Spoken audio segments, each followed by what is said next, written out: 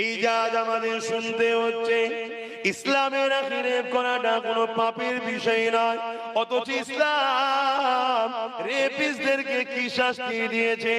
এ যুবকেরা যারা ইসলামের মিথ্যাচার করছে, তাদের দলে অনেকে রেপিস্ট নেতা আছে, তারা রেপকারীদের পক্ষ সাপোর্টও করে, রেপিস্টদের জন্য কোটি কোটি টাকা খরচ করে কেসও লড়ে।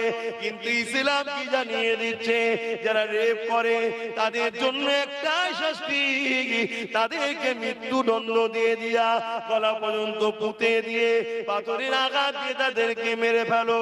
কেন নারী হলো মায়ের জাত, যে পুরুষটা মায়ের জাতের সম্মান করতে পারে না, ওই পুরুষটাকে এই জমিনের উপরে বাঁচার কোনো অধিকার নাই। এর নাম হলো ইসলাম। এ যুবকেরা, তরুণেরা, কিন্তু দুঃখের বিষয় আজ আমাদের যুব সমাজ ইসলাম বিদ্বেষীদের দলদাস হয়ে যাওয়ার জন্য, আজকে আমার কওমের মানুষেরা তাদের পিছনে ঘোরার জন্য, তাদের ঝান্ডা ধরে বওয়ার জন্য, তাদের পিছনে হুজুর হুজুর তাদেরকে দলদাস হয়ে যাওয়ার জন্য আজকে তারা বারবার আমার ইসলামের উপরে আঘাত দিতে লেগেছে।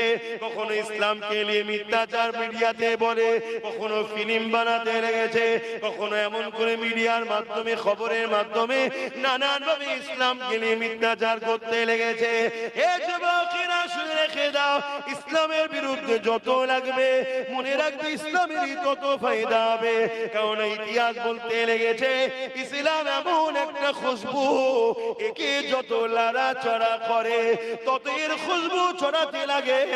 যে আমেরিকা, যে ইউরোপ দুনিয়া ইসলামকে মেটাতে চেয়েছিল, তাদেরই ঘরের ছেলেরা দলে দলে দলে দলে ইমানের কলেমা পড়ে ইসলামের ছাতলে এসে গেছে।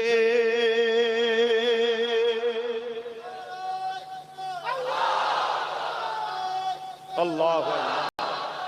কিন্তু আমাদের তো কিছু দায়িত্ব আছে না? না, এই যে ইসলামের উপরে বারবার যে আঘাত হচ্ছে, এর বিরুদ্ধে আমাদেরও কিছু করার দরকার আছে না? না,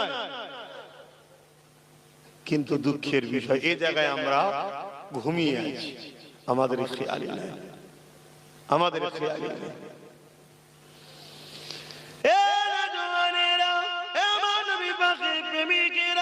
আল্লাহ নবী কত কষ্ট করে দিন ইসলাম কায়েম করেছে। এই জমিনে নারীদের ঘরে তার বাপেরা পর্যন্ত পুঁতে দিত। আল্লাহ নবী তাদের নারীদের বাপেদের কাছে গেছে, তাদেরকে বুঝিয়েছে, তোমরা তোমাদের কন্যা সন্তানগুলোকে কেন পুঁতে দাও। ওই সময়তে